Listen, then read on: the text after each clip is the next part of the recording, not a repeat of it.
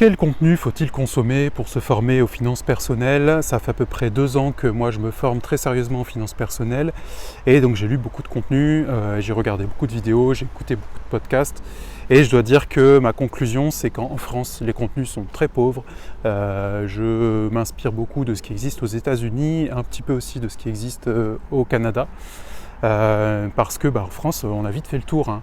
Si on regarde les livres qui existent en France, généralement on va tomber sur des livres du type les finances personnelles pour les nuls, comment préparer sa retraite, le guide de la retraite, des choses comme ça, qui sont des livres un petit peu académiques, qui ne vont pas rentrer beaucoup dans les investissements financiers, parce que c'est pas trop à la mode en France, qui vont nous en parler brièvement, mais ils vont plutôt mettre l'accent sur les trimestres de retraite, comment tous les dispositifs qui existent pour racheter des trimestres, tout l'aspect immobilier comme un petit peu une sécurité pour ne pas trop dépendre des rentes de retraite.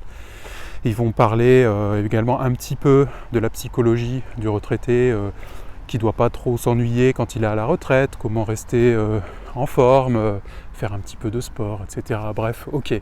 Ils traitent le sujet, mais ils ne vont pas vraiment au fond des choses, notamment sur la partie investissement en finance. Ils vont parler vite fait des enveloppes, des avantages fiscaux, mais ils ne vont pas vous dire vraiment c'est quoi les bons trucs, quoi. Ils vont vous dire l'assurance vie c'est bien, parce qu'il y a des avantages fiscaux. Ils ne vont pas vous dire que les frais sont abominaux, que quand on fait les calculs, non, généralement c'est pas un bon plan.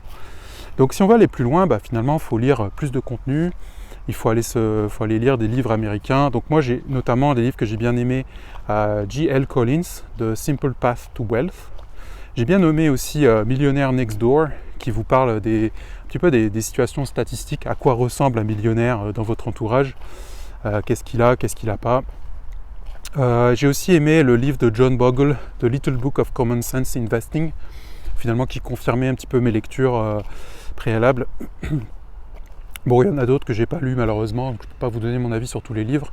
Et également, ce que j'ai bien aimé, c'est les podcasts audio et les chaînes YouTube. Il y a beaucoup de youtubeurs américains qui sont à la retraite, s'ennuient un petit peu, qui font du contenu et vous expliquent un petit peu les doutes qu'ils ont eus, les épreuves qu'ils ont eu à traverser. Et il y a des gens variés, il y a des gens riches, très riches même, mais il y a des gens aussi vraiment modestes. J'en connais un par exemple qui est parti à 500 000 $ de capital investi et est parti à la retraite alors qu'il vit en Californie. Californie, vous savez, c'est un état très cher, la vie est chère là-bas. Et pourtant, il s'en sort bien.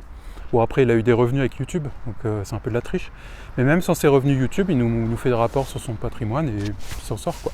Donc voilà, je trouve qu'il y a beaucoup de contenu à aller consulter. Il ne faut pas se limiter aux livres.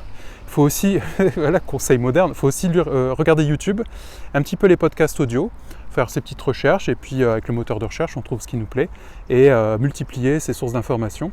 Tout ce qui est enveloppe fiscale, évidemment, aux États-Unis, ils n'ont pas les mêmes enveloppes que nous.